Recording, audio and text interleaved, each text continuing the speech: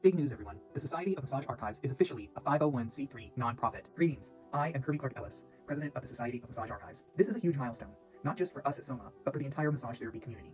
SOMA is dedicated to preserving and sharing the rich history of our profession, from rare documents and forgotten pioneers to the stories that have shaped this vital practice. We are making sure that our past is never lost. And now, as an official nonprofit, your support of the Society of Massage Archives means more than ever. Your donations are tax deductible, helping us to collect, digitize, and share the untold stories of massage therapy. Want to be a part of history? Here's how you can help. Become a founding supporter. Join our Founders Campaign and be recognized as one of the first 50 donors who made SOMA possible. Or become a recurring contributor when you pledge $20 or more to help us build and sustain this initiative for generations to come. Finally, you can help us out a great deal by spreading the word. Share this video and encourage others to preserve massage history. Your support ensures that future generations of therapists know where we came from and where we're going. Join the Founders Campaign today at societyofmassagearchives.org and make history with us. The past is in our hands. Let's preserve it, one story at a time. The Society of Massage Archives wishes to congratulate Dr. Patricia Benjamin on the occasion of the 10th anniversary of her book, The Emergence of the Massage Therapy Profession in North America, A History in Archetypes.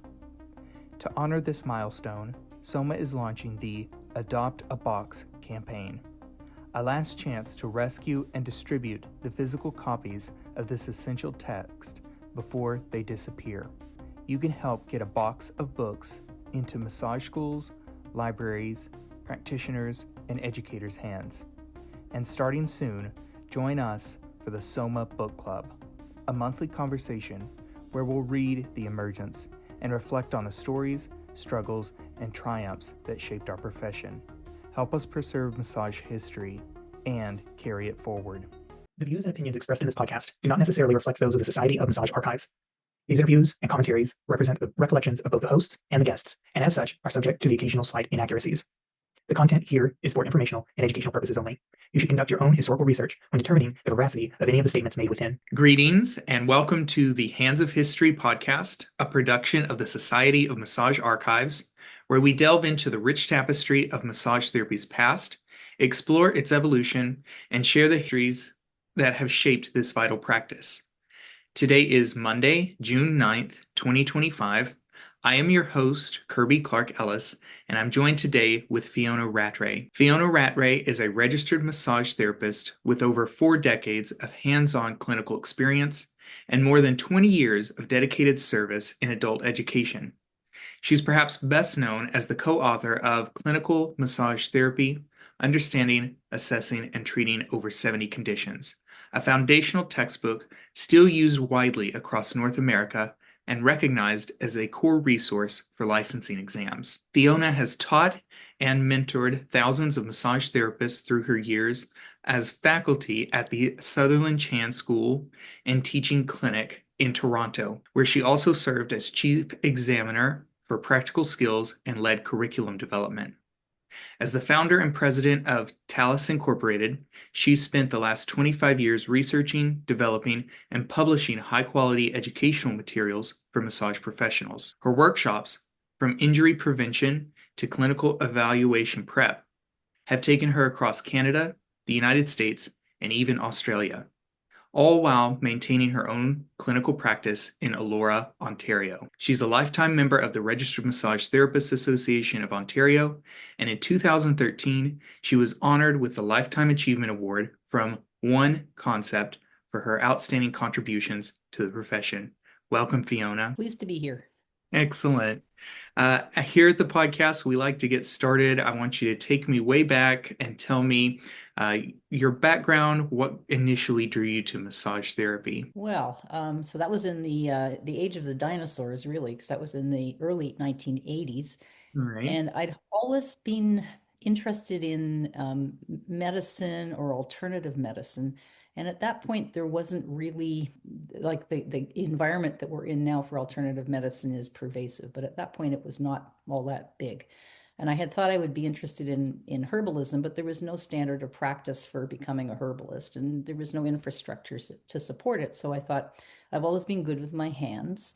Why don't I investigate massage therapy? And I thought that that would be a starting point for something else, right? So at that point in Canada, there were only 3 schools teaching massage therapy. And in the province of Ontario, there was actually a law called the Drugless Practitioners Act, which I thought was a fantastic name for a piece of legislation. And that covered people like massage therapists and physiotherapists and chiropractors. And so I felt like massage therapy in Ontario, at least, was a regulated and recognized profession, even though the public, wasn't really as connected to massage therapy as it is today. So yeah, so I just kind of picked one of the 3 schools, and I picked Sutherland and Chan because they had a really good reputation. At that point, the program was 12 months long, and it was all jammed together. So you were going to school 6 days a week, and all day Saturday and Sunday. And the illusion was that you could actually hold a part-time job while you were taking this course. And it was, yeah, that the people who tried to maintain a part-time job, the course was designed for people already in the medical profession, like for nurses that wanted to get additional training. And the people who tried to maintain a job with that workload for learning, they just had to drop out. So yeah.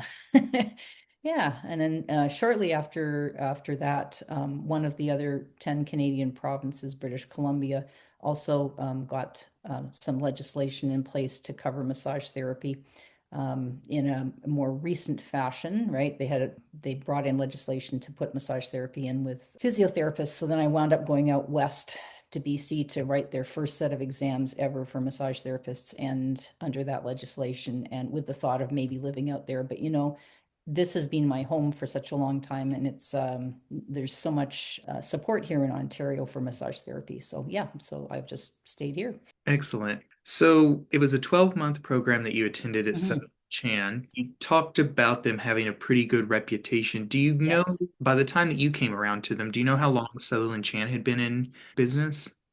A couple of years under that name, but they had been previous to that. It had been a smaller school called I believe it was the 3HO school. I'm just kind of, that's off the top of my memory banks there. And they were coming at it. That school is coming at it from a yoga perspective, like it was right. And then Christine Sutherland and Grace Chan decided that they would go forward with the school and bring it to a more, I would say, more Western and more science-based, even though it wasn't as we would do it now as a science-based, but it was like, that was the idea, to bring more of those things into it. And as a result of that idea, they had one of the things that made that school stand out compared to the other schools that were there. The other schools were fine schools, but what made Sutherland Chan stand out for me was their outreach programs for students. And so you could go and, you would take so many weeks of working with,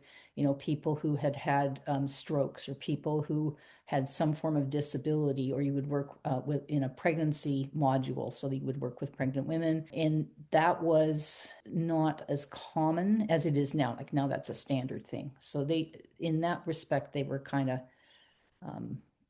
in my mind, they were head and shoulders above the other schools that were there. Although one of the other schools, CCMH, began in 1946, right after World War II. Wow.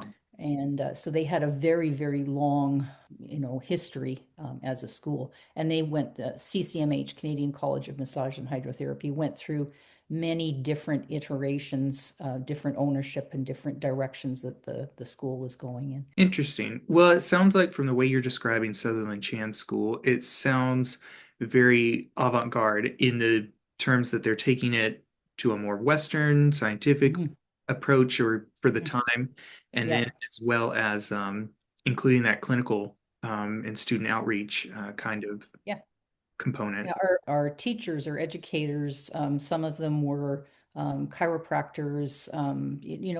They kind of tried to move outside of the standard model of having other massage therapists teach massage therapists, right? So they were bringing people in from different professions to teach us, and I thought that was also very brilliant. They also were very good at preparing people for.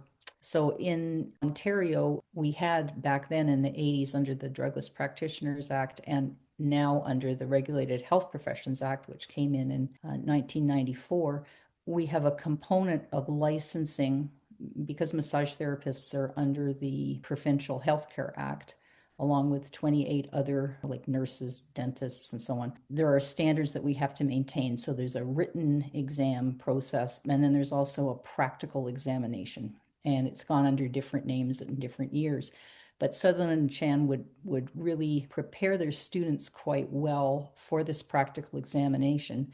And the practical exam back in the day when I took it, you went into a single room with a single examiner and they would ask you mock questions about conditions that the volunteer who was lying on the table had. So you had to be able to talk, reason, show your techniques, interact with the client on the table, and all those things while you're maintaining certain standards of practice like draping and so on. So it was very, if people weren't used to jumping through that kind of a hoop, it could be quite challenging. And I think it still is for people. A practical exam can be quite challenging. They were very good at preparing the students, in my experience at that point. Yeah, so I felt well prepared for my life as a registered massage therapist. Yeah, That's great. Let me make sure I don't misunderstand anything. So you would have a practical examination, and the examiner giving that practical exam was not from the school, not associated with the school. that's right. Yeah. So you had your school exams, which you had to pass, right? They would be term by term. So, let's say when I went through, there were, I think, 3 terms. There might have been 4 terms. I don't really remember, but you would have to pass all those exams, your quizzes, your written exams, your practical exams. So once you had graduated from that school, then you were a candidate for the Ontario-wide licensing exams. So at that point, the RHPA, but now the current legislation. So yeah, so you had basically there's 2 sets of hoops you're jumping through, one at the school and then one for the provincial government, like a subcategory of the Ministry of Health. Yeah. Right. Yeah. Is that kind of the same mechanism that you see these days? There's written and there's still practical Yes, examinations? yes, yes. And what's different now, of course, is, everything's computerized. So people go and, they do their written exams, in an online setting. Of course, it's, there's a whole protocol for how it's set up. And these days, the practical exams are broken into different groupings. So you might have 3 or 4 or 5, depending on the year and the iteration of stations. So you would arrive at the place where you're going to be examined, and you would go into, randomly, they'll put you through different stations, and you will be asked to do a specific thing in each station that's different from the previous station. Hmm. I would always say to students when I was teaching, let go of however you performed in the one if you're not happy with it, because you're walking in and the 2 examiners or 3 examiners in the next station don't know how you performed, previously. And if you're feeling really good about everything, then of course, just, you move forward. But so you might have in one station, they might ask you to do an orthopedic test. You'd be given a case history that would say that looks like the person has thus and such, and then you would show that particular orthopedic test.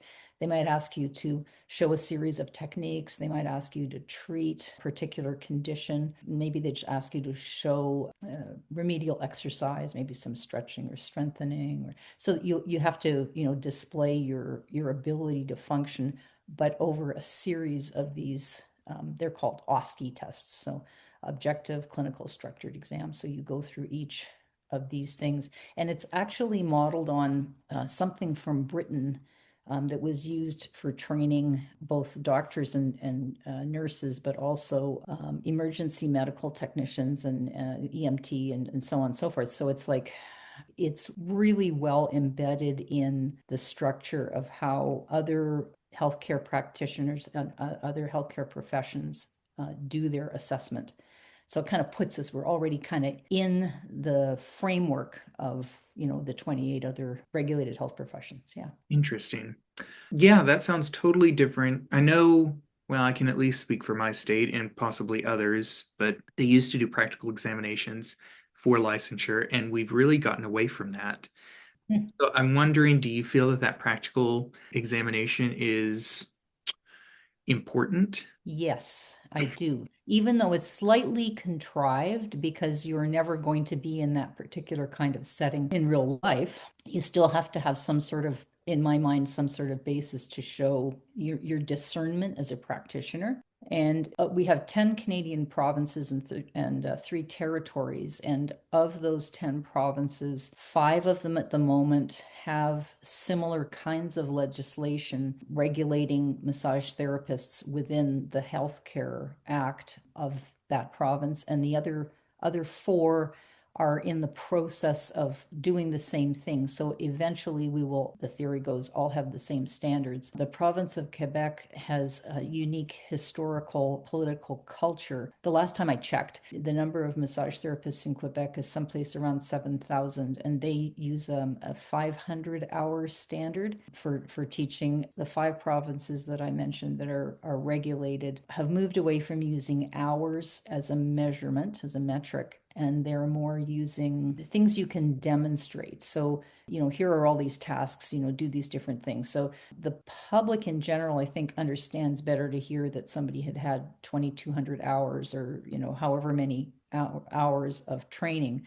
But to say that somebody has a competency-based thing, they're like, well, what does that even mean? But this is where we are at now. So this is how we're moving forward. Yeah, definitely. I can see the argument that hours translates at least better to the public. I'm wondering, do you feel that change has been beneficial, or can you form an opinion on that? Well, what the benefit from it is that it puts us in the same ballpark and the same structure as, nurses or optometrists, or, they're all based, the public doesn't ask how many hours and the optometrist, got to be trained, but they would know there's certain competencies. So the goal for some parts of the massage therapy educational world is to move us more and more towards, I believe in some circles, we're trying to move towards a degree granting program. So it would be within a university style setting. Quite a lot of opinions, I would say, within the different provinces as to whether or not that will ultimately be the way to go.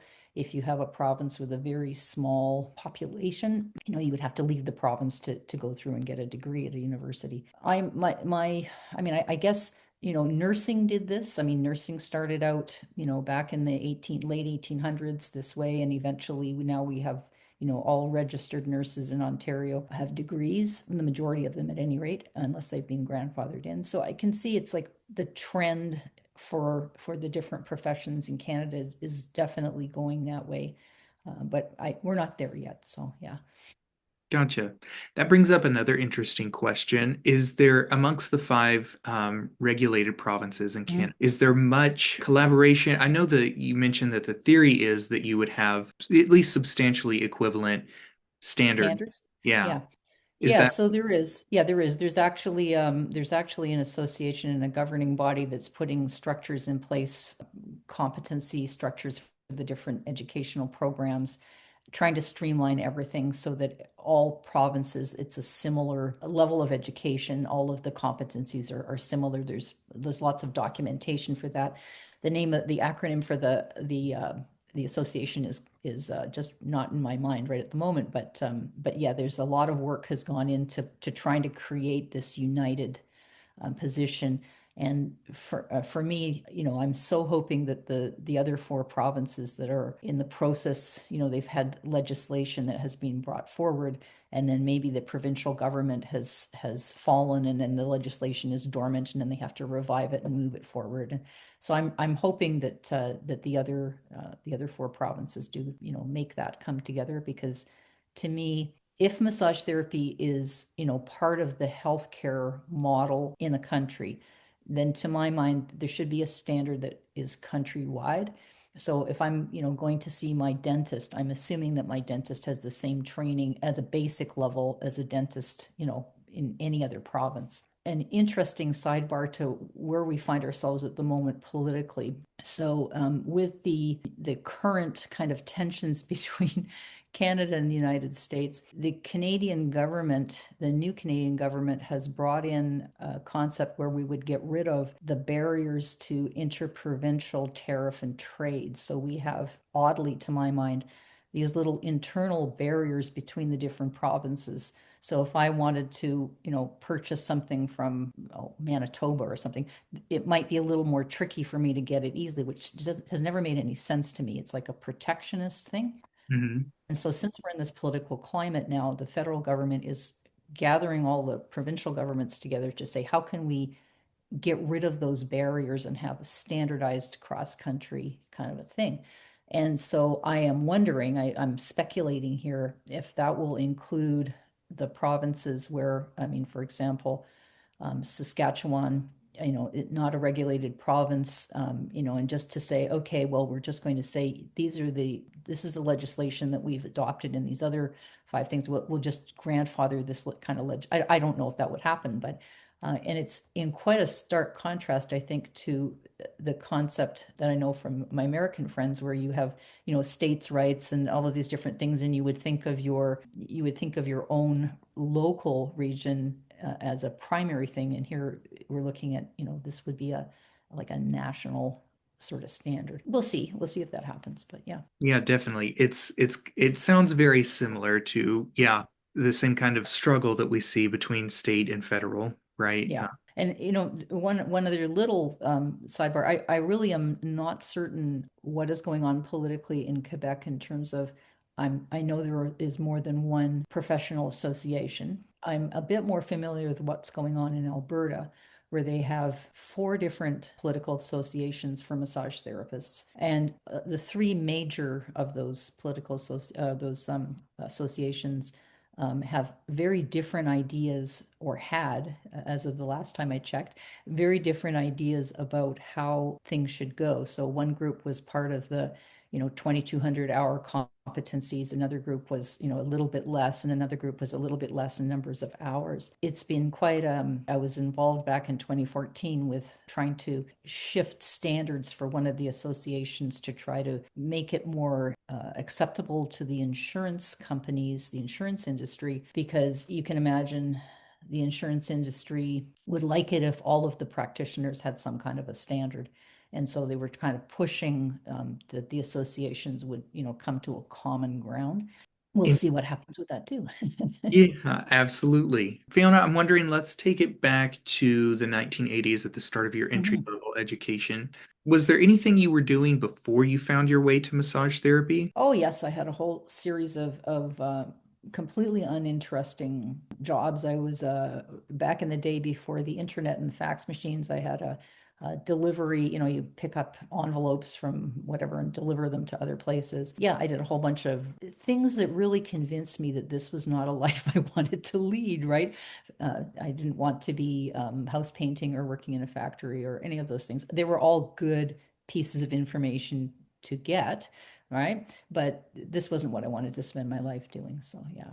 Yeah. So then Gotcha. I went back to school when I was in my early 20s. And yeah, that was a bit of a shock once I'd been out of school for a tiny bit, and then to go back into it was like, ah. And you had mentioned that you felt particularly confident in your skills with your hands, and that is Yes. you had an interest in medicine, specifically alternative approaches to medicine. Yes. Yes. But your confidence in your hands is really what led you towards massage therapy. Were there other alternative medicinal practices you were considering? Yes, I was looking at shiatsu therapy. And at that point, shiatsu therapy in Canada, but in Ontario, wasn't regulated. And the length of time for the training was the same, because one of the 3 schools that I mentioned earlier was taught shiatsu and massage therapy. And it was a very, very good, the Kikawa school was a very, very good program for shiatsu therapy, but there was no public recognition. There was no, I mean, the idea of being a regulated profession means that the public is protected, whether that in actuality winds up being the case, right? But that's the idea, right? That the public will be protected. And so there was none of that protection in terms of shiatsu therapy, and sadly still isn't. There was a point in time where shiatsu therapy was almost in a position to apply to become a regulated health profession, and the stars just didn't align properly for that to happen. I can't speak to it from, I don't know the politics from their side, but it just did not happen. So yeah, so I looked at that and I thought, that would be a great way to start, but no. And I briefly thought about acupuncture, but at that point, again, acupuncture was not a regulated health profession. It is now. It became regulated in '94. So this seemed to me, like massage therapy seemed to me a great way to like enter into the world of working with other human beings in a way that would help them relieve their symptoms of pain or whatever the symptom was that they were experiencing. And I would say that in my mind, you have to like people on a certain level, or at least be open and empathetic to them. Now, you don't have to become empathic, because then you just get caught up in all of the things that are going on for them. But there's a sense of capital S service, that you want to help people. So that's where I was coming from. I mean, there's all kinds of reasons that I'm still doing this, right? And those are still valid reasons, but yeah. Interesting. And it sounds like the fact that massage therapy at least had some level of public recognition, the word that comes to my mind is legitimacy, for Yes. being regulated, was of Yes. interest to you. Yes, yeah, it was completely. So I will go back to that time frame a little bit and say that in Toronto, at least, so I was practicing in Toronto, so that's at that point the largest population center in Canada. So massage therapy has been regulated in Ontario since 1919, the end of the First World War. Yeah. Hanging in my clinic, I have a framed photo of the first massage therapist course, and it's all like nurses and soldiers. This is like post World War I, so they're looking for ways to rehab all these wounded men. Yeah. And so the practitioners who were using mostly their hands became what we now call massage therapists, and the practitioners who were using different kinds of machines and exercise equipment and other things became what we now call physiotherapists. So that's how that happened out of war. That's how our profession, same with nursing, same thing happened to nursing, because nursing started out of the Crimean War. So basically, here I am in Toronto, and if you wanted to be a massage therapist, you were either working with maybe a chiropractor, or perhaps you were working in a health club. So, you might have like the YMCA might have a health club, but there were no standalone massage therapy clinics. That didn't exist. You might work out of your house, but there was nothing, there's no standalone the way there is now. There was none of that. And in fact, there were local ordinances that regulated body rub parlors. So in the mind of the city of Toronto, there was no idea of massage therapy as a medical thing. There was massage therapy as this other. So when myself and the person I had as a business partner at the time decided to set up our own freestanding massage therapy clinic, it was unusual. It was like really unusual, right? So we set this clinic up in a very trendy, today, but at the time not so much part of Toronto, the beaches.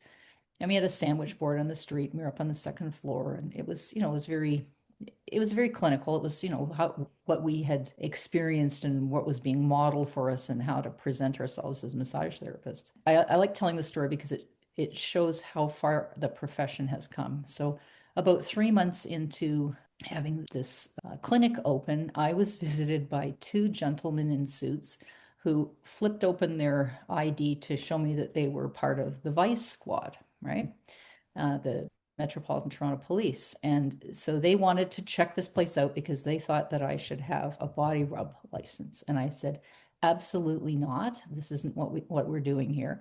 And they wanted to, go through the whole place. I said, absolutely go ahead. And when they realized that, this was, what was going on here was massage therapy and nothing else, crowd awareness kind of thing, because all of a sudden I started getting referrals from these police officers. So if other police had been injured during the course of work, they would say, hey, you should go see this person over here, right? So I got a huge amount of my practice initially out of that interesting interlude. And then probably 2 months after that experience with the police, I was then visited by the part of the city of Toronto that gives licenses to businesses. And so there are all these categories of business licenses. And the one that they thought covered me was something for body rub, tattoo parlor, and purveyors of horseflesh. I remember it was a very strange bylaw. And I said to this bylaw officer, I don't need a body rub license because I'm a healthcare professional.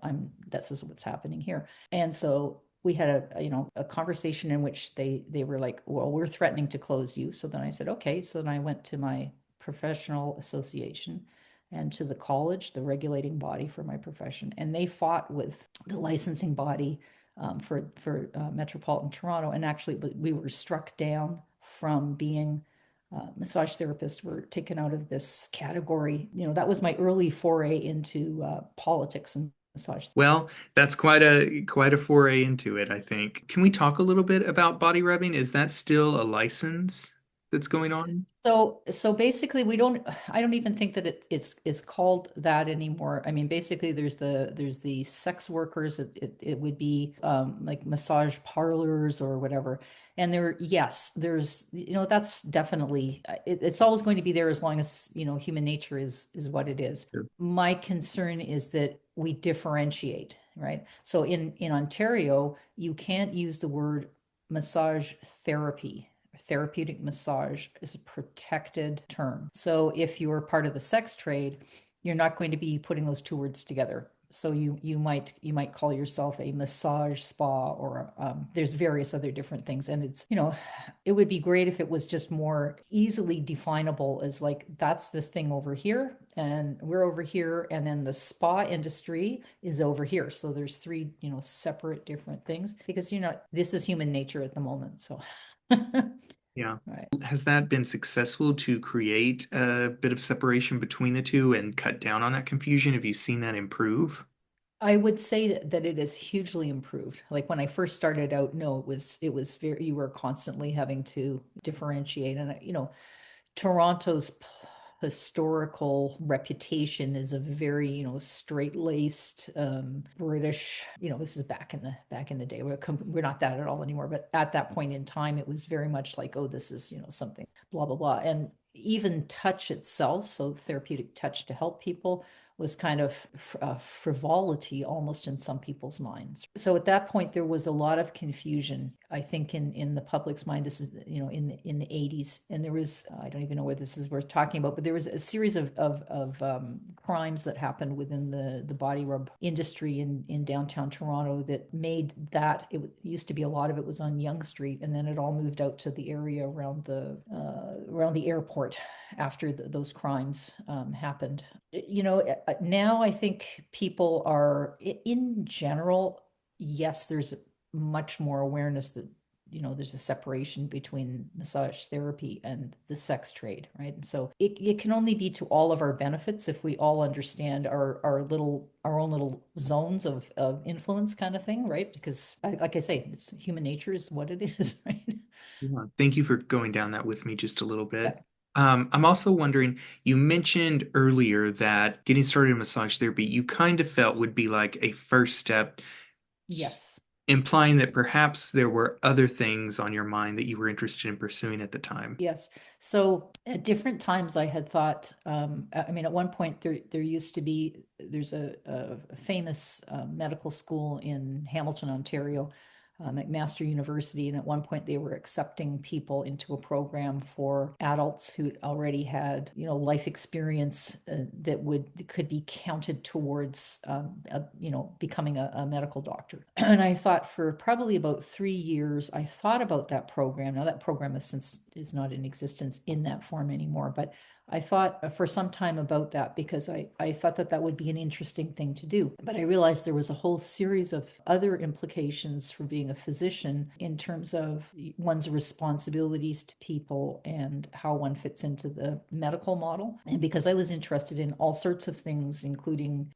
working with people's bodies and doing different, using, the possibility of using different herbs to achieve. I mean, today this happens all the time, but that didn't fit that medical model at the time for physicians. So I thought, I'll stay here in this thing, and maybe another thing will come up. And dozens of different courses that I've taken over the years in different modalities, and this still remains the thing I'm most interested in. Yeah, can we kind of touch on herbalism? Because you had mentioned that a couple of times now. In the 80s, was that something? Let's talk a little bit about scope of practice, perhaps. Is that something that was in scope of practice for MT? Not at all. No, that wouldn't have been. The most you could do is put somebody in a bath, herbal extracts and things like that. But no, anything taken internally or subdermally is outside of scope. So yeah. All right. And does that remain the case today? Yes. We used to do more things like facial steams we would put essential oils into that. And that has also been deemed, essential oils have been deemed to be a medication. Hmm. And so, that's not within our scope. So Interesting. All right.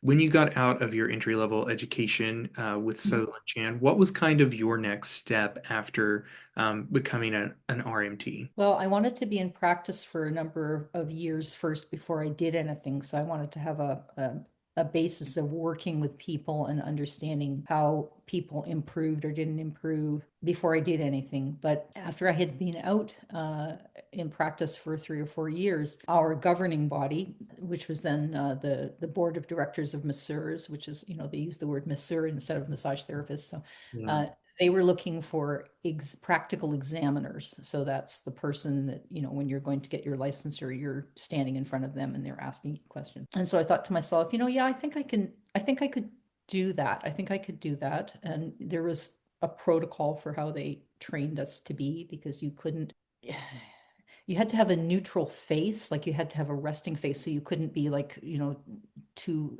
encouraging or discouraging. And it was it was a very stilted protocol. But I thought, yeah, I can do that. So I did that for a couple of years. And by doing that, I meant every, once a year or maybe twice a year, there would be a set of exams and you would be examining, maybe 5, 10, 15 people over the course of several days. Mhm. And what I saw in the candidates as they come through, they were so stressed by the protocol and the situation. And I thought, oh, surely we can do something as a profession to help people even more so that they're even less stressed. And it's, so maybe what I should do is get out of the examining portion of my career and go into the teaching portion of my career.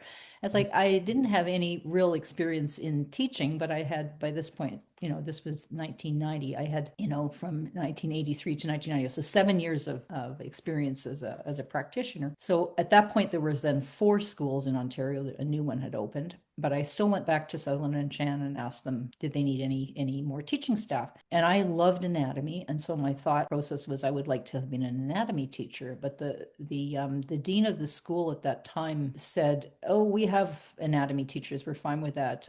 Would you like to be a treatments teacher?" And so treatments means you have to know everything about everything. So you need to know the anatomy and the physiology and the techniques and the pathology and the remedial exercise and the assessment, and you have to put it all together and present that to the students. And I thought, this is an excellent project, right? This could be a lot of fun. And I was expecting that the school would still be using the book that I had learned from, which was called Tidy's Physiotherapy and Remedial Massage. So remembering that in the past, physiotherapists in Ontario up until 1974 had also learned massage therapy as well as their physiotherapy techniques.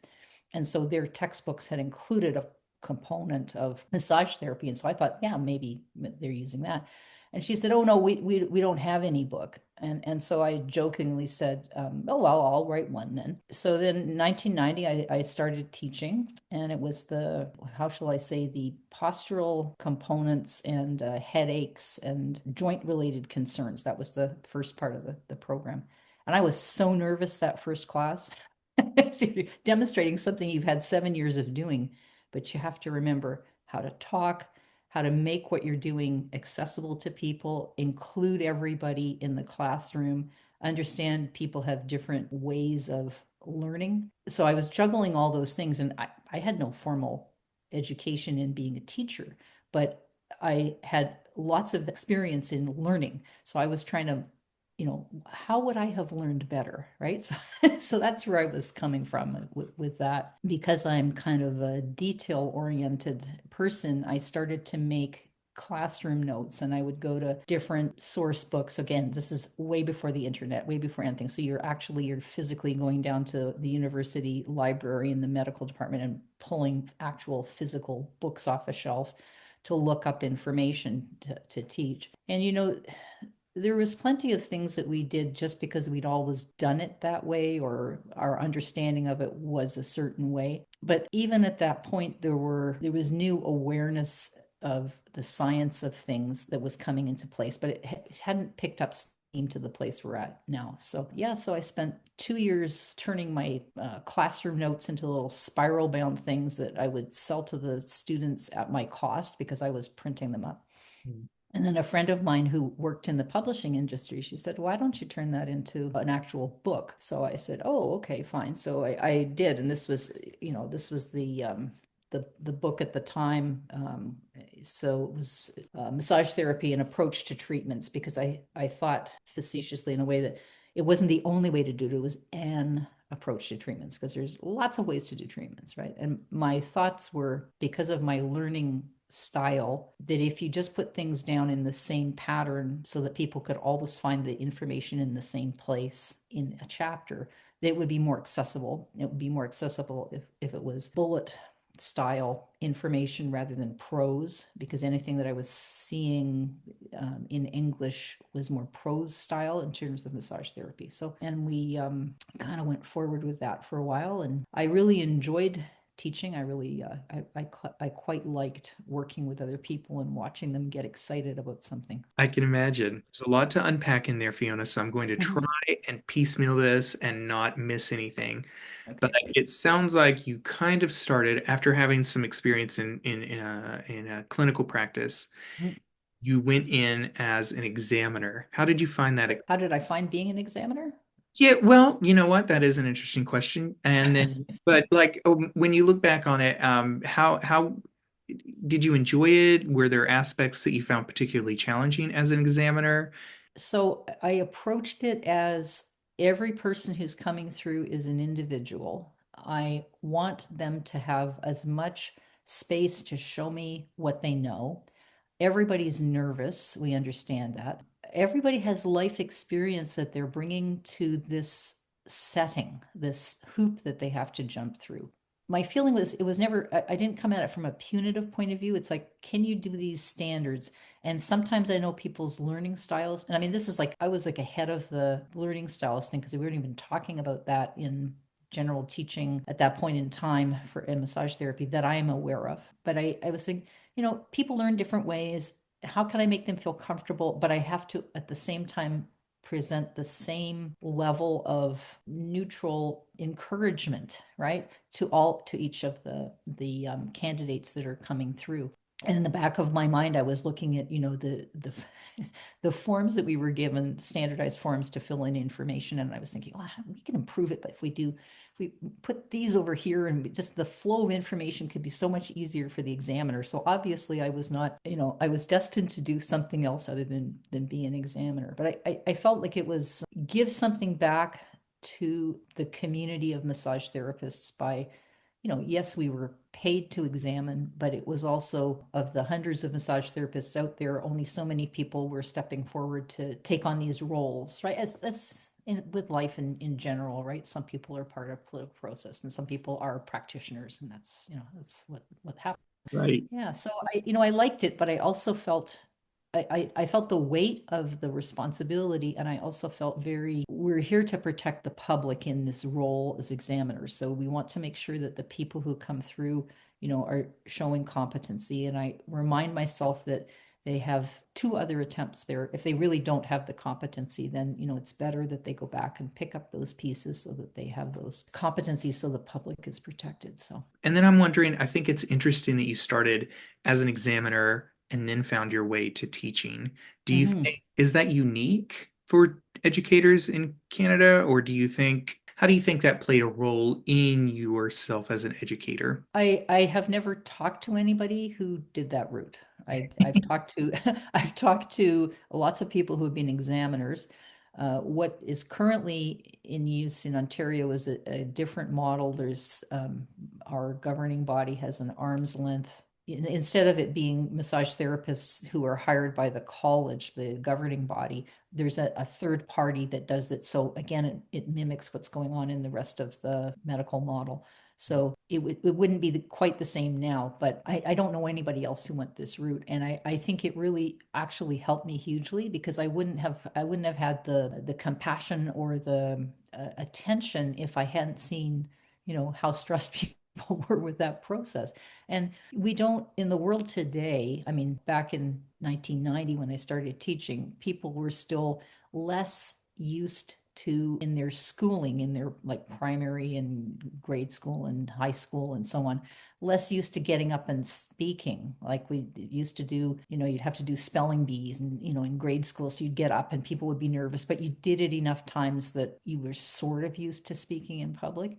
And I think the way things are now for young people who are coming through, they have very little experience, as far as I can tell, with being in those kinds of positions where you have to be in a practical exam setting. So they're even more stressed. I haven't been actively teaching since 2014, so I don't know how things are now, but surely we can keep doing things so that we work to people's strengths and we understand that people can get nervous, but that we also encourage them in specific ways so that they can present the best information that they have because they've been given good information. Definitely. And it kind of sounds like that was really the impetus to get involved as an educator eventually. Yes. It Yes. makes me wonder, Fiona, is there, it sounds like you're telling me that there is no really traditional or no formal path to becoming a massage therapy educator. That's changing. So backing up to the 80s when we had the three and then eventually four massage schools in Ontario. In the early mid 90s, the local, what would you call them? Community colleges, I guess is the best way to put it, noticed that there was an opening for them to run programs for massage therapy. And I'm saying noticed in air quotes because there were several massage therapists who worked very hard to bring to the attention of Centennial College in Toronto the fact that they could have a massage therapy program.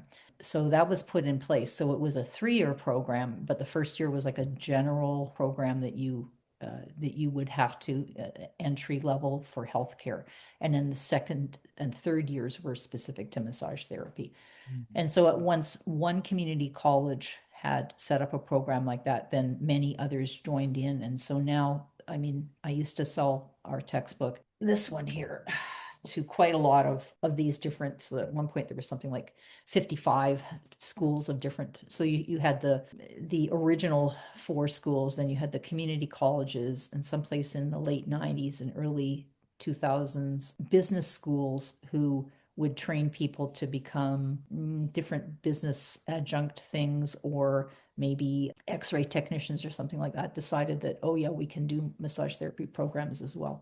So all these programs had to reach a certain standard. But anyway, in the meantime, the people who were teaching in the community colleges had to have certain standards for being teachers. So, the standard for a massage therapy educator shifted in those locations. And in some, I find it interesting now because some of these community colleges will call their massage therapy educators professors, which I find interesting because there's some sort of shift there. And I'm not sure, are they taking adult education courses to enter these jobs? I don't know that, but anyway, I noticed that. And I believe that over time it's like bootstrapping yourself up into another situation, right? So you gradually evolve the profession to a point where you have, professors of massage therapy. So we're in transit. So it sounds like perhaps, would it be a stretch or inaccurate for me to say that it sounds like the profession is trying to catch up to those standards that community colleges have for the people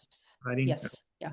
And there's a whole accreditation process, a formalized accreditation process that's province and Canada wide that's happening. So it's, each of the schools, if you want to maintain accreditation, which means you will have access to some funding, there's various other, I'm not current with all the different things that are involved in that now. I used to be, but it's basically moving the educational standards higher and higher.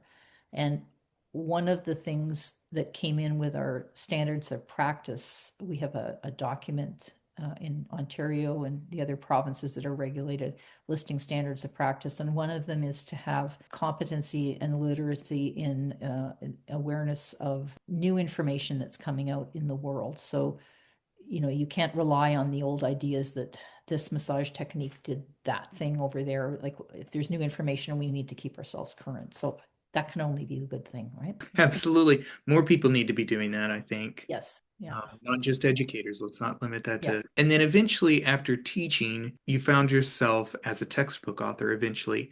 Did that come? I just want to clear up timeline just a little bit. Did that come Yes. before or after? You'd mentioned that you helped out British Columbia write their first exam. Oh no, I had gone out to British Columbia to write. I as a candidate had gone out to British Columbia to write. Yeah. Gotcha. Um, yeah. So basically, I started in 1990 when I started teaching is when I started having the classroom notes spiral bound, and then went over to the purple book. And then there were three other people who were involved in writing that purple book. I wanted to update certain things. I also had as we all do in these different things that we try to do, I wound up having a small legal squabble with one of the people who had helped do a minor part of editing. My lawyer at the time, I had a copyright lawyer, suggested, you know, why don't you just start from scratch, write a whole new textbook? And it's like, oh yeah, sure, we can do that.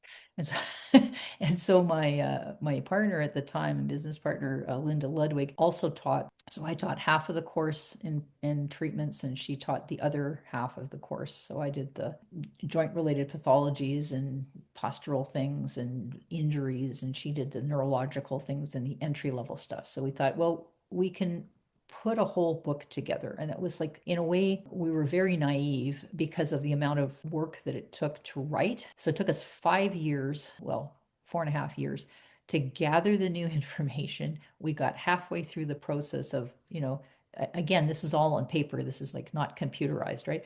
We had designed how each chapter would look. And then Linda, because she's the ideas person, she came up with this. We need to reorganize how this is. We just have to do it. So we then, we're halfway through this project. We got to start from scratch. And it took quite a lot of effort. I would say like 4 years of writing and maybe a year of researching. And we fundraised the whole thing ourselves, right, to do the printing. It was quite an effort. And we just squeaked in with having it go to the printer just before the school year happened. And I remember there was a American Massage Therapy Association convention, and I wanted to bring the book to get it out to the AMTA. Yeah. And I'm like 2 days before I'm leaving for this convention, and the book is still not in my hands, right? And it finally arrived, and I just had it, and I had like time to, get myself on the plane within the next day, right? And it was like, oh my goodness. But that was a fabulous launch pad for that. And then every single student that I had taught took the book with them wherever they went. And so it kind of, this is like, again, pre-internet as a thing. So that kind of, it was its own ambassador kind of thing. Was that kind of your first introduction to the AMTA? Yes. And so what I was doing was trying to find as many associations, both in the United States, in English speaking countries around the world. So United States, Australia, New Zealand, Britain. And the AMTA was the easiest to find and access at that point. Now, after that, there's various different, associations, and I did go to some of them, but the AMTA, what they were trying to achieve then for massage therapy in the United States, it kind of meshed with what I was seeing massage therapy being in Canada. It was in the same vector anyway. So it would reason that they would be receptive to that. Yes. Yeah. Yeah. Could you speak kind of to shift gears into a historical perspective? Are there any specific stories, anecdotes that speak out to you, or any major changes in the massage profession in Canada that really stick out to you? Significant trends or movements that you've observed? Yeah, I would say the whole shift away towards the having a more science-oriented background is the biggest thing that's happening. I would say probably since maybe 2013, 14. I mean, there've been a few people who were trying to move the profession that way. And when I say science, I mean, having an idea that, we don't know everything, but that we're trying to know as many things as we can. And, well, is posture really a concern? Isn't it more what's happening with people's pain, and what can we do to work with pain? Understanding, the biopsychosocial influence on your patient or client. There's a huge squabble, which words should we use, patient or client? And, you can find examples of both that are, can be well supported. But I'd say that that's the direction that massage therapy is really going in Canada. When I was in school in the 1980s, we did talk about Eastern concepts of energy within the body and ideas of meridians and all of those other different things. And we actually spent time learning how to protect, I'm a bioelectrical being. And when I put my hand on somebody else's body, I'm engaging in their bioelectrical field, right?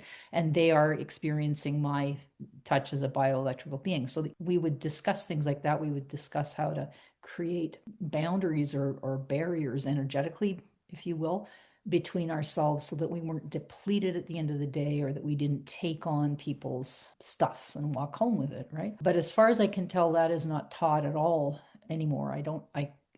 Maybe it is, but I don't know anybody who's teaching that, because you can't, quote unquote, scientifically prove that this is a thing. As a result, I find that maybe we're missing a little piece here, because it used to be said the average longevity of a massage therapist was about 5 years, the burnout. And it's like, well, you can teach people how to use their biomechanics, but you can also teach them how to make a space between themselves and their patient or client, right? And we're missing that little piece because we're being very scientifically oriented and we can't prove this stuff. And it's like, okay, but we're still, are our students well served by this, right? Yeah, so that's the direction I think we're going in. And there's a big move away from things that one might consider non-scientific. The public is not necessarily on board with this, I would say. So, for example, we did used to in the past discuss things like chakras, or we would discuss, and it's like, we can't prove chakras, so we're not going there. But yet people are still, maybe they're thinking about that. Yeah, so there's a little bit of a mismatch there. If the goal is to have massage therapists in Canada be more like, for example, physiotherapists in terms of the background and the impeccable science of touch, that is the goal that we're looking for, then there's going to be a whole subcategory of massage therapists that are not going to, be on that train, I think. I'm talking Canada-wide, right? And then we would devolve into, and I this is something I've never really wanted, but maybe it's inevitable, because like in nursing, there are different layers, right? You have nurse practitioners, then you have, RNs, and then you have LPNs and so on. So maybe we need, the different layers of massage therapy qualifications. I guess. I think that opens another can of worms with the general Mhm. public in Yes. setting expectations, and what kind of massage therapist do you go to Mhm. for specific. If we have layers like that, I feel like it Yeah. confuses the public. The other thing I wanted to touch on here was the idea of modalities, and that was a word that was used in the past in Canada. I know you guys use it in the States. A modality being a kind of technique and a thought process that goes along with that technique. And I would call them techniques rather than modalities, because they're all kinds of techniques. And if we break those kinds of techniques into categories, so all of the things that are working with fascia, or all of the things that are working with neurological responses, if you break it into those kind of categories, I think it works better than having the Rattray technique or something like that. Like, I very purposefully never went that way, because I think it's more important to talk about the kind of technique. Yeah, definitely. Yeah, and modalities can be a whole rabbit hole that we could fall down into also. Yeah. Yeah. Right? Yeah. And how much overlap and similarities there are, but different names for a lot of this stuff, right? Yes. I want to ask you, how has the perception of massage therapy changed from your time in 1983 to what we Mhm. see today in terms of public versus practitioners' perception? So in the 80s, massage therapy was kind of someplace out there on the fringe in the public's eye. And I think I know massage therapists felt that we had to really fight to maintain, considering the amount of training that we had and the amount of responsibility we were tasked with, we were woefully not understood. That has shifted, I would say, considerably. Many third-party insurance companies cover massage therapy now as a benefit.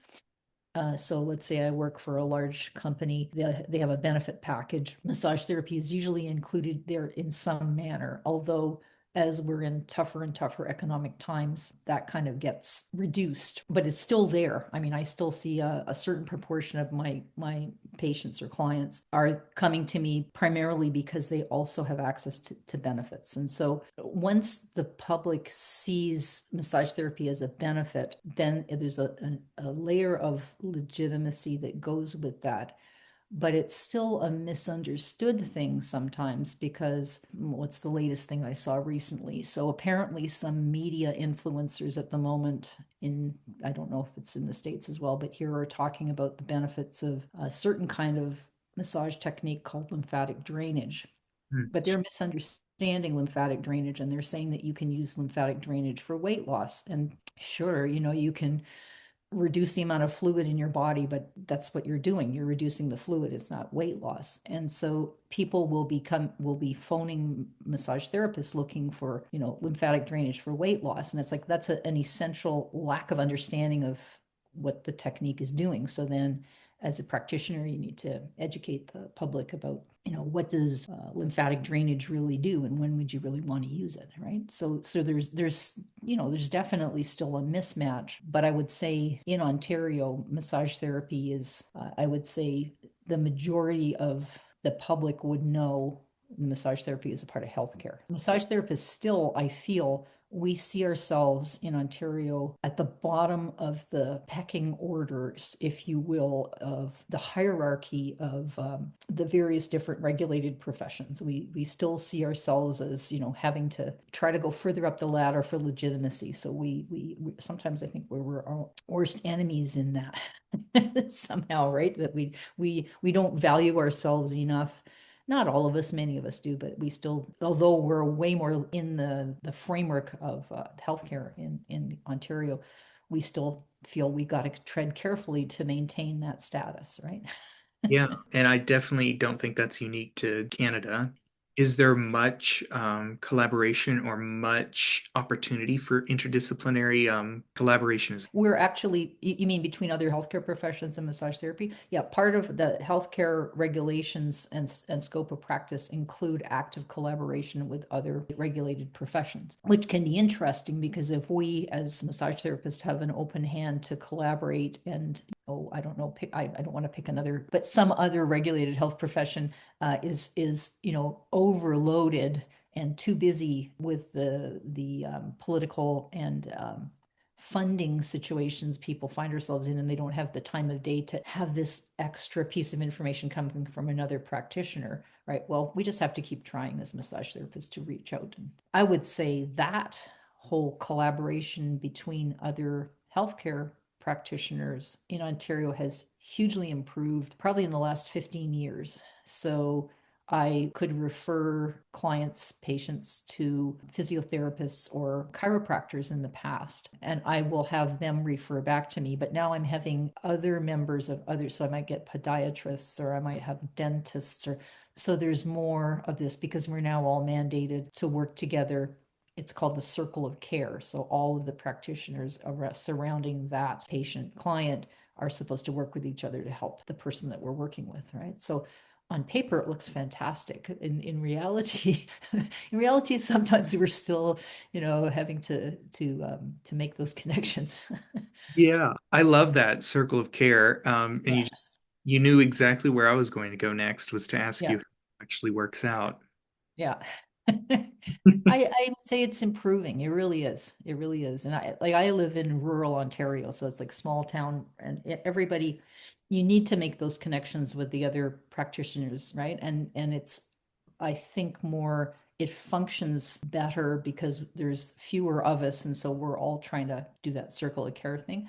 I used to live in Toronto, so there was like fewer those kinds of connections. Like you really had to seek them out, right, to make them happen. I want to ask you a philosophical question. What Mhm. do you feel is the importance of preserving the history of massage therapy? Well, as with anything, we're living in a time frame where there's a lot of information. It's very wide, but it's also kind of shallow at the same time. And if we don't know where we came from, then we don't realize when we're reinventing the wheel, or that thing's already been tried, or that, we stand on the shoulders of other giants, right? A good example for me is lymphatic drainage. Before like the mid 1920s, we didn't really understand that the lymphatic system existed, never mind what it did. A physiotherapist in France, in the Riviera, was looking at all these sniffly, sick British people who were coming to the Riviera, to the sunlight, to feel better. He was working with their various illnesses, and he remembered seeing an anatomical diagram of the lymphatic vessels of the throat and neck and nose, and he thought, I wonder if I could help to move some of that. They called it catarrh. Today we would call it mucus, but I wonder if I could move some of that catarrh, if I could somehow stroke, because we can see it. So his name was Vater, right? So he came up with this whole concept. Now, who knows about Vater, right? Who knows? But somebody sat down and actually, he looked at the anatomy, and he at the time, and came up with this technique that works really well. Or connective tissue. So, anatomists were happily slicing through connective tissue to get to the, whatever other thing they were looking for. And again, in that same time frame, in the 1920s, a German nurse called Elizabeth Dickey, she had some kind of injury or disease that made it impossible for her to walk. I'm guessing it might have been a disc-related issue, but it was unclear to them at the time. And they were telling her, "Oh, Frau Dickey, you will never walk again." And she's like, "I don't like that. That's not something I'm going with." And so she found that if she stroked the skin of her low back and over her hip with her fingers, using a certain kind of a drag on the tissue, she could make the pain in her legs reduce. And she continued, she developed this whole pattern, right? She eventually was able to get up and walk. Her symptoms went away. She went on to develop what she called Bindewebemassage, which means connective tissue massage. She spent a lot of time trying to understand connective tissue. She wrote a lovely little book that's, very thin, about this stuff, and about different zones that the organs and connective tissue seem to, connect with. That's the basis for any connective tissue type technique that we use today. So, people should learn about, I think, about Elizabeth Dickey. Now, she wasn't a massage therapist. She was a nurse, and, Vater wasn't a massage therapist. He was a physiotherapist, but they developed techniques that we would use today. And I would look at, Beard's Massage in the United States. I mean, that's another groundbreaking book for the time, right? So I think we stand on, the shoulders of really interesting people with, they had little sparks of information, and they put it together. Maybe the reason it works isn't what we think it was, the reason, but it's working, right? Those techniques are working. So we should, continue to use them. So I think it's vital that we know our history. Definitely. I couldn't agree more. I love that answer. Fiona, kind of to follow up with that, are you engaged in any sort of preservation of massage history? No, at the moment, not. I'm kind of involved. What would I say? I'm involved in a downsizing of my life, right? So I'm just sort of thinking of something rather funny. So we've just come through this ridiculous and horrific experience of the pandemic, right? This does tie into history. I'll get to it in a second. But during the pandemic, massage therapists, any healthcare practitioner in Canada who wasn't involved in long-term care of elderly and people with disabilities or emergency setting, we were all shut down for that. There was a 4-month period where we couldn't work because they were trying to figure out what would make it safe for us to work, right? And every day we would get, because as massage therapists, we're part of the regulated health profession, so we would get these documents coming from the Ministry of Health, and they would be 10, 20, 30 pages long. They would have all the information that you would need if you were either in the long-term care facility or acute care. And maybe 3 paragraphs of everything that was there pertained to the rest of us, the chiropractors, the optometrists, and massage therapists. And so I would dutifully read all these pages and pages and pages. And I was like, whoa. And there's all these things that we had to do in order, once we were, allowed to open back up. And, we had to wear masks, and we had to use all these different chemicals to clean things. And it just went on and on. There was all these protocols. It was strangely familiar to me, but I couldn't quite put my finger on it. And then when I was in the process of downsizing, because I had like several rooms that were full of boxes and boxes of documentation of stuff, I'm going through, And I came across a package. So I don't know if you remember the SARS epidemic in the early 90s. It was another acute respiratory thing. Yeah, it was in Toronto, and at that point there was no internet really. So the Ministry of Health had mailed us out a 40-page document with protocols that we were supposed to use, and it was like washing your hands, wearing a mask, taking the temperature of the patient or client, how to clean surfaces, and it was like, this is the same thing. So in that sense, I thought maybe I'll keep this envelope because, we were all, I would say, under quite a lot of stress with all of that. And it's like, wow, it was the same protocol, essentially. There might have been a few tweaks. There were different products to clean, but the protocol was the same. And if I'd only gone to that box at the bottom of the heap over there and pulled that document out, I'd be like, oh, I understand the pattern that's emerging here, right? They're just going to want us to do these few things, right? And here's another situation where maybe that 40-page document's a good thing to have. Or maybe I should just burn it. I don't know. Don't burn it. Is my as an archive, I'm going to advise you not to burn it. Perhaps beg you not to burn it. It was more an expression of the emotional roller coaster that as practitioners we all found ourselves on in the 2020 to 2022, basically. Yeah, well, I can't, in hearing that story, Fiona, I can't resist but to ask the question, if in making those connections between the SARS document and the COVID document, I'm Mhm. wondering if it provided you with at least some small sense of relief. It did, and I think in so many ways, I mean, all the healthcare in the world, all of the decision makers in healthcare in the world had certain things that they had to decide, and there's all kinds of politics around it. But if I look at I'm trying to keep, my client slash patient base safe. I'm trying to keep me safe. I'm trying to keep my family and loved ones safe in the situation. If that's the basic bottom line, then, I think in some ways, having awareness that that previous document existed, I wish I'd gone to that box in 2020.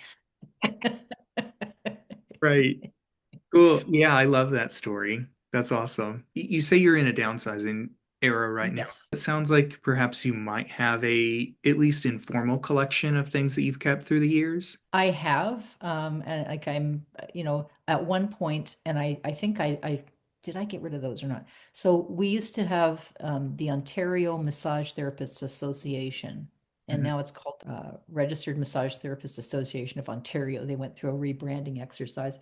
And I used to have all of because I would keep binders of the various publications. They would send out their quarterly bulletins and all the rest of it.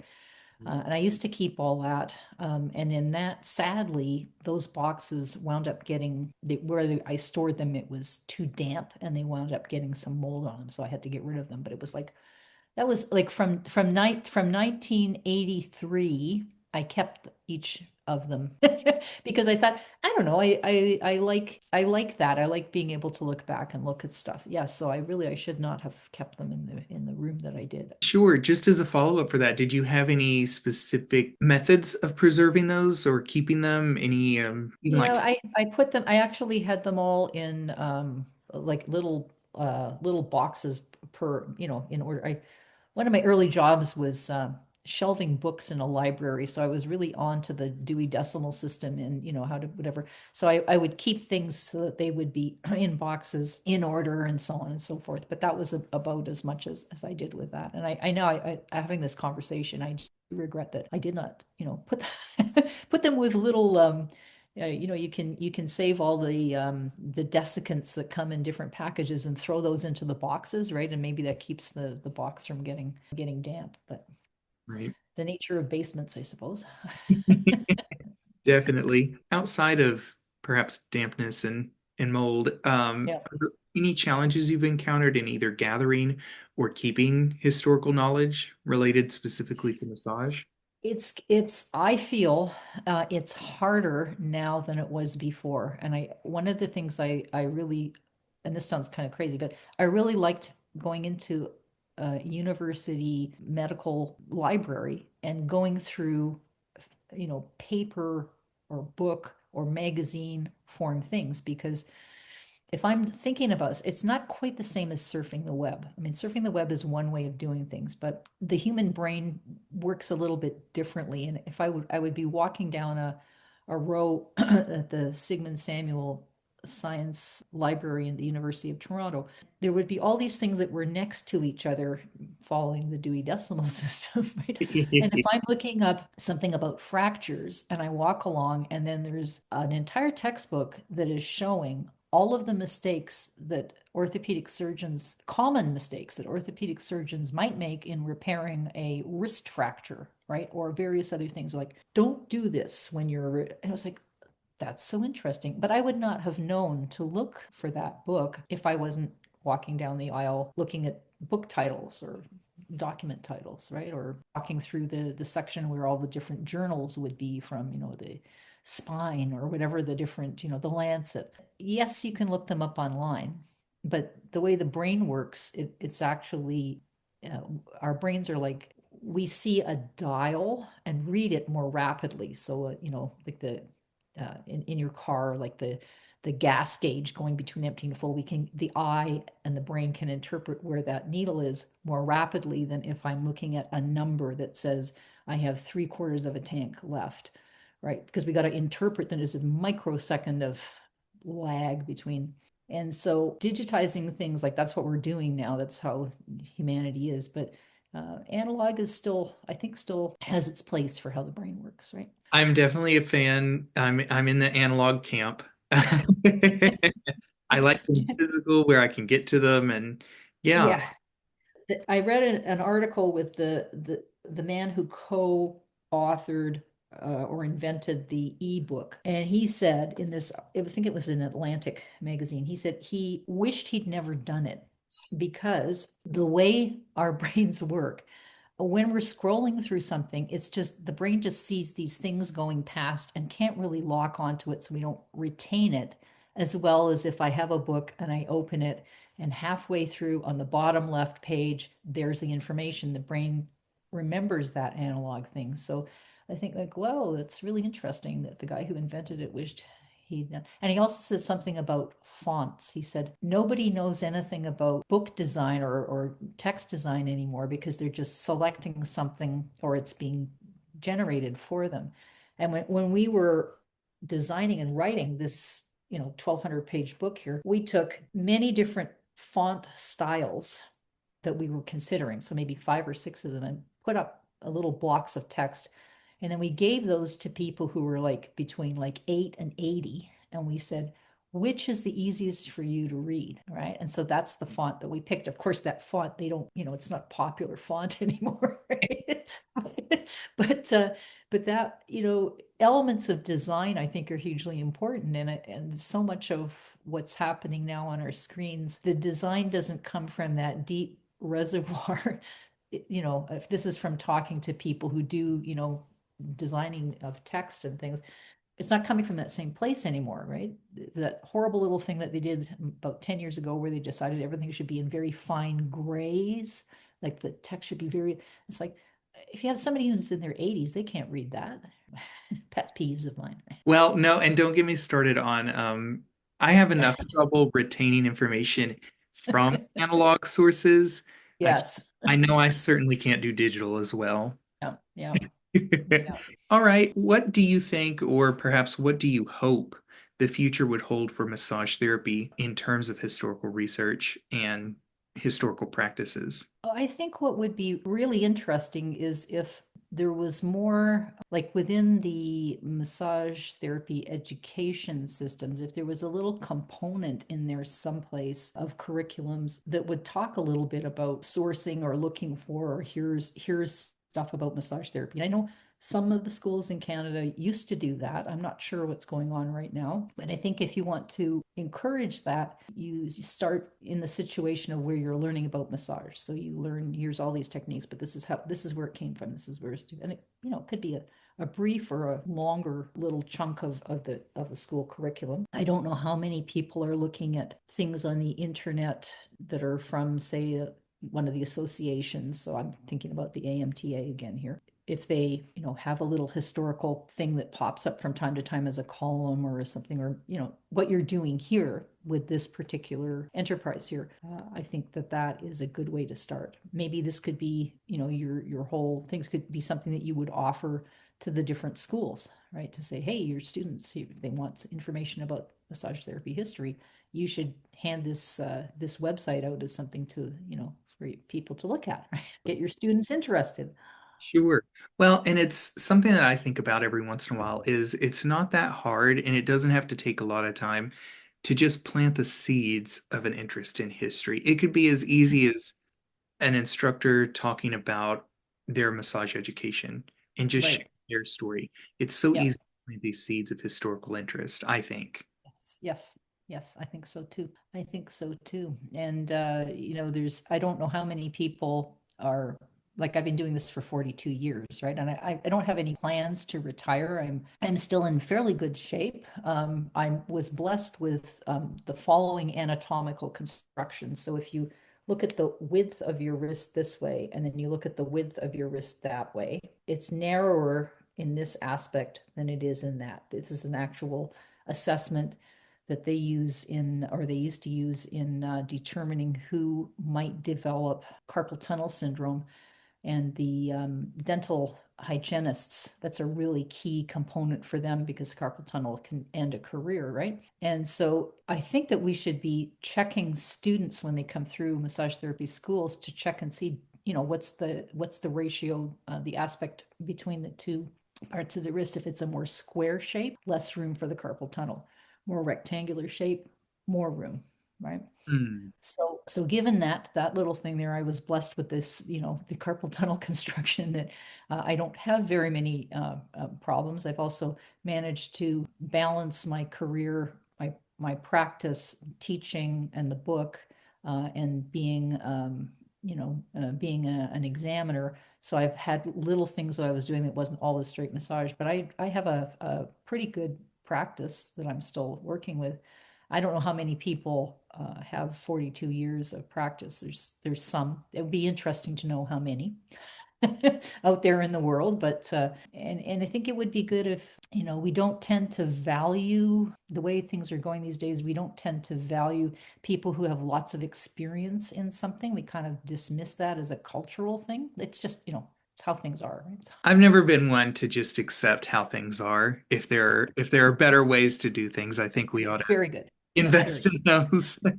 All right, Fiona, could we shift gears, go into some closing thoughts? Yeah, sure. I did want to mention if you're taking on any kind of an enterprise like writing a textbook and publishing a textbook and distributing a textbook, that it's always really good to have a great co-author. So Linda Ludwig was my co-author and had lots of amazing ideas for how to present stuff. And so it's always a good idea to have lots of people helping you out with projects, even though one might think one can do things all by oneself, right? Right, that's Yeah. tempting. Always Yeah. nice to have collaborators, or at least, if nothing else, a second set of eyes to bounce things off of. Yeah, exactly. And I still feel like massage therapists are a unique breed, if you will, in that we touch people to help them, right? I mean, most situations that people are helping, but they're not touching. Like in healthcare, there's not as much like you might be doing something to somebody, but you're not, putting your bioelectrical magnetic field on the person and touching them to help them feel better. So yeah, so I hope we continue as a profession for a very long time. I think we probably will because we're, this is as primates, this is the kind of thing we do. We touch, right? It's practically innate. Yeah. Tell me, Fiona, when you look back on the last 40 plus years in your practice, tell me, what are you most proud of? I really enjoyed the teaching aspect and watching people learn something about themselves or find something within themselves to move themselves forward in the profession. I can't believe sometimes that we actually got this book written and got this book out. And I would say I'm very proud of my practice and the people I work with, the patients or clients that have taught me things over the years, right? You learn something from your patients, from your clients, as well as helping them. So Is there anything else you'd like to share that we haven't covered, or anything I haven't asked that I probably should have? I can't think of anything right now. So we've covered quite a lot of territory. Yes, definitely. If you could record and preserve any deceased person's account of massage therapy, who would you choose? Oh, I would like to talk to two people. I would like to talk to Christine Sutherland, Okay, who was one of the founders of the school. She's out in British Columbia. And I would also like to talk to Grace Chan, who's the other founder of the school. sure. And I think just to follow up with them on how they got this amazing idea to get this school off the ground. Yeah, those are two folks I would talk to. Fiona, tell me, what do you have coming up next? Or is there any way that listeners or viewers of this episode could get in contact, ask questions, or learn more about you? I'm in the process of changing around websites and basically I'm shifting gears. I'm in my late 60s, so I'm downsizing all the things I used to do. So I used to, have the teaching and everything, and now I'm just sort of making things smaller and smaller. So I would say at some point in time there'll be another website up, but it's not running right now. So that's really I'm on Facebook. That's probably the easiest way to find me. Excellent. What about the book, Fiona? Is there an easy way to get a hold of the books? At the moment, we're kind of in a space again of restructuring things. So at one point, we were having certain people do distribution for us. So basically, I would say just put in the title of the book, which is Clinical Massage Therapy: Understanding, Assessing, and Treating Over 70 Conditions, and see what's out there. Yeah, because at one point we did all the distribution ourselves, but the economic situation we find ourselves in now, with like the cost, just as a cute little aside here to finish on. I know too much about the publishing world. So when we started with this textbook, Linda and I wanted to be environmentally aware. So we thought we'll use recycled paper. And at that point, the recycled paper market in North America was you recycled the paper within North America. So you collected it, it was processed, it was turned into new paper within North America. Okay. In 2008, everything got offshored. And so the recycling paper market went over to China. So basically, the paper is collected, it's put on container ships, shipped over to China. They recycle it. They put it on ships and they send it back here. Wow. And then it's divided into quadrants, northeast, northwest, and so on. So you had to put in an order, right? And so for the textbook, if you had 2,500 books, it's quite a chunk of paper. So you'd have to reserve that paper. And we had boxes made with the exact height for 6 books so that there was no extra packaging. So that we were trying to be environmentally conscious with this recycled paper. And so the first print run that came back, and I didn't know this whole process had happened of offshoring the recycled paper, but it came back and there was a space between the top book and the top of the box. It was about this much. It's like, did the book shrink? Did they leave out the signatures? Like, what's going on? So I'm looking through all the pages that are there, but they felt a little thinner. So I asked my printer broker, did they use, so thicker paper has a higher number. So 40-pound paper, you can't see the type through from the other page. If you look at a Bible that's very thin, you can almost read the type right through. So the Bible, I think, is often printed on 15-pound paper. So we were using 40-pound paper. And I wondered if they'd put 30-pound paper, and my printer broker said, oh, no, it's 40-pound. Then he looked into it and it's like, actually, they're calling it 40-pound paper, but it's the thickness of a 30-pound paper. So it's like, ooh. So they were just squeezing it a little thinner so the paper would go, I guess they could get more product, whatever, right? When they were milling it out. And so all of those things, plus the current crazy world of tariffs and so on that we're in right now, I'm kind of glad that it's a tough time to be in for paper books, right? And we have had, putting something online as a book, it's already gone. Like it's no longer in your control the minute you put it online. So who knows? Yeah, a lot of trouble with publishing, Many things. Yes, and then yes. also distribution is a whole nother part of it A too. whole other thing. Yeah. Well, all right. If there wasn't anything else, Fiona, I want to thank you for joining us, for your time and participating in this podcast with us. It's been a great conversation. Yeah, I've enjoyed it as well, and I think this is a really fantastic project, and I wish you all kinds of luck with it. And so now I'll start tuning into your podcasts and see what's you got out there. Excellent. There's some good ones out there. If you enjoyed this podcast, please consider donating to the Society of Massage Archives so we can continue to bring you this episode and other resources to fulfill our mission of preserving and integrating the historical knowledge of massage therapy's professional advocacy and traditional techniques to guide and enrich our contemporary practices. Thank you. You have been listening to the Hands of History podcast, a production of the Society of Massage Archives. You can learn more about the Society at societyofmassagearchives.org. We are also on Facebook and Instagram.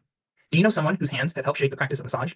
If you or someone you know would make a great guest for future episodes of this podcast, please email the Society at societyofmassagearchives@gmail.com. Society of Massage Archives, all one word, @gmail.com.